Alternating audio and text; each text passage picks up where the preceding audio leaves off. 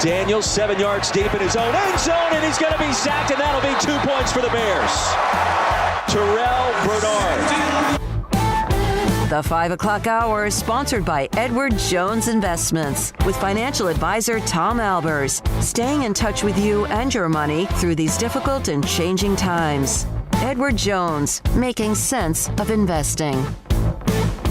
Now here's David Smoak, Paul Catalina, and Craig Smoak. All right, we'll hear from Art Stricklin, the AT&T Byron Nelson, being played for the first time up in McKinney. Right now, the leaderboard, Sam Burns, 8 under for the day, 2 holes to play. He is through 16. He shot 15 under at this particular point. K.H. Lee in the clubhouse at 14 under par. Jordan Spieth, who had a great first round, also he finishes up with a 63-70 today, 11 under. He's 4 back and in the clubhouse as well. And we'll get updates. We'll throw out a couple more names here. Bryson DeChambeau, who was kind of flirting with the cut, he's now 8 under, 5 under today, 8 under par, tied for 27th as well. Jimmy Walker was struggling a little bit early, and he is 6 under. A nice finish to his round. He still has 5 holes to play. The projected cut line I mentioned is 5 under. Art Stricklin, PGA Tour columnist, joins us, Baylor alum, on SicEm365 Radio. You could probably correct me on this, but Art, the projected cut, it's hard for me to fathom. I know it's not the only time, but to say you're 5 under par and you barely make the cut, what does that say about how they're putting up scores right now? Well, it just means that it's a birdie fest. That's the all-time PGA Tour record for lowest cut. Stood for 30 years with 6 under par. 1960 at the Bob Desert Classic. This year in Vegas, back in the fall when they played Las Vegas, the cut was 7 under par. Now, we may get to 6, later on tonight. We're not getting to 7. But, that just shows you how tough this game is. How would you like to go home and tell your wife or your dad I shot 5 under par today, Dad? It's awesome. And I missed the cut. And I got to go home now. Yeah, sure. Yeah, how many good players are out here? Yeah, that's got to be a bummer. Also, though, Art, for look, like Jonas Blixt, who's not, up in the top 10 all the time, but here he's 4 under par, but he had a bad round. Well, that's kind of what Bryson said. He said, I think Bryson 3 under yesterday. He said it was really a terrible. She said, 9. That's really the way these pros look at it. Rich Beam, who's top pro, won the PGA Championship, lives in Austin now. He said every time a pro makes a bogey, in his mind, he's going to make 3 birdies to offset that. And, that's what it is. Playing Georgia fairways, the ball sits up. Very little wind here, a lot of sun, a lot of warmth. Wide open driving fairways. It's a birdie paradise, and the best players in the world are doing what the best players in the world should do. They're tearing it apart. Well, let's discuss the course. So obviously you're talking about it's a birdie fest. They tried to play the Nelson a couple of years, I think it was, in the south part of Dallas. And, of course, for a long, long time, the TPC at Las Colinas, which hosted it. 4 seasons at Las Colinas that hosted it. Tell us a little bit about the course in McKinney and how's it hold. Obviously, what are the reactions of the players to actually the course itself? I think the players like it. I mean, last couple of years, you mentioned, obviously last year canceled by the pandemic, but I think it's more than course, which is a golf course. And it's really unlike things that was played on the pitch. So the players really. Hey, Art, hold on just a second. We're having that problem. We have that. If you're going to have to try to find a way to stand at a certain spot. He's on the course walking around with a cell phone. We'll try to do that. We've had that issue before as well. We'll see if we can get him stabilized.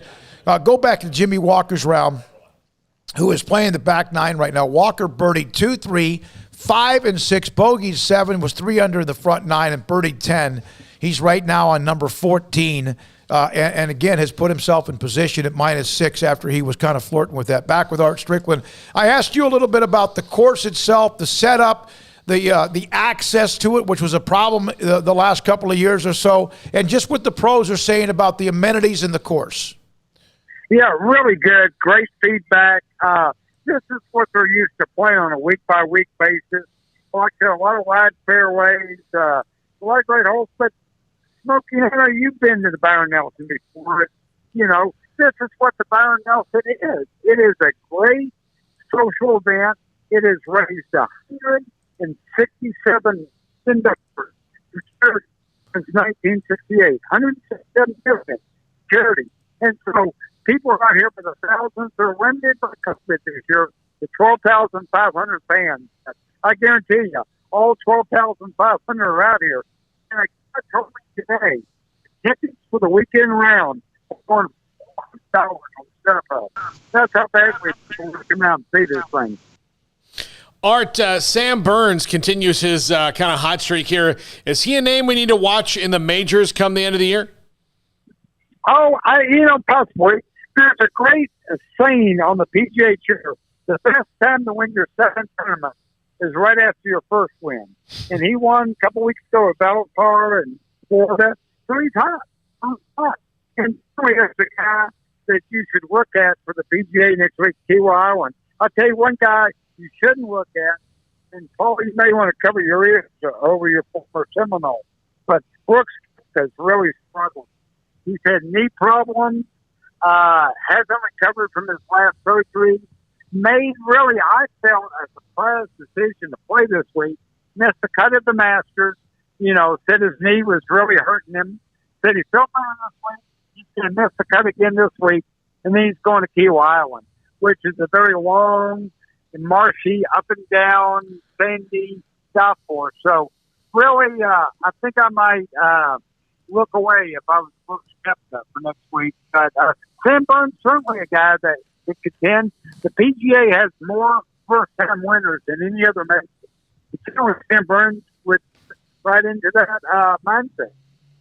All right, we're talking. I mentioned Jimmy Walker. He had to get kind of a kick in the pants, and seems like he's in a pretty good rhythm right now. And just overall, your thoughts about Jimmy Walker and his play. He got the 6 under. He's very close for a possible birdie right now at 14. I just saw that he's 7 feet 9 inches away for a birdie putt on 14. It seems like he's going to make the cut.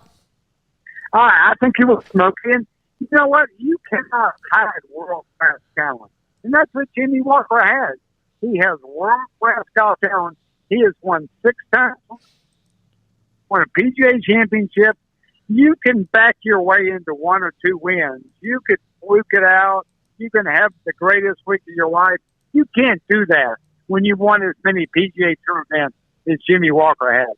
So I think that his talent's coming to the top. Obviously, we talked, at length about his health issues, but, he's learning how to manage that. And a PGA championship coming back to the PGA championship. Well, that could be a dangerous combination. So I saw this story earlier today. Phil Mickelson, one of the great players of all time, will not have to go through qualifications to play in the U.S. Open at Torrey Pines, which, of course, is an incredible place. He's been given an exemption, a special exemption from the USGA, and he'll get to play next month at the U.S. Open. This will be his 30th U.S. Open. It's the one he's never won. Your thoughts at Mickelson at 50 getting an exemption to the U.S. Open and not having to go through qualification? Yeah, absolutely, Smokey. I mean, he's a senior world story. Probably of all the players in the field of the Open, I would say Phil's probably played the most golf there of anybody. So absolutely the right call. Chick Nicholas got 9 special exemptions from the USGA. Arnold Palmer got 5 special exemptions from the so before you better than others. And just think about how hard is it? It's been his second. Think how hard that is. I mean, if you want a storybook ending, there's nothing better than Phil Mickelson coming home, playing his home course, and finally getting the U.S. Open monkey off his back. Art, thank you very much. Art Stricklin, PGA Tour columnist, joins us with the special events, the majors next week. The PGA Championship will be coming up, and we'll have coverage thanks to Bear Ridge Golf Course. I've played that course the last month. each one day, each weekend, and they've really done what Tommy Tompkins and also what the Moores have done is fantastic. And Mickelson will get, an exemption into the Torrey Pines, the 121st U.S. Open, which is next month. That's like giving Willie May. I get it. It happens. But that's kind of like giving Willie Mays that he doesn't have to face the best pitcher. Yeah, I'm not arguing with it, but it just goes to show you where Mickelson is. But I don't know. Players get exemptions all the time. John Daly's had a few. You get. I don't know. I don't know. But when you're talking about one of the 10, 12 best players ever. Yeah, and I don't know. I mean, and I'm not complaining about Mickelson. I just think that just says kind of a little bit about his game. I wonder if he'll even. I mean, he'll even make the cut at a thing he's going to get an exemption for. Yeah, maybe he will. I hope. It'd be great. Good for him. If he's never won the Open, this would be his 30th. It's hard to even fathom. It's been 30 Opens for him. Played his first Open in 1990. Played 23 straight. Missed the tournament in 17. His daughter's graduation. They've now granted 35 players a total of 53 special exemptions dating back to 1966 when it first gave Ben Hogan an exemption. And so if you give Ben Hogan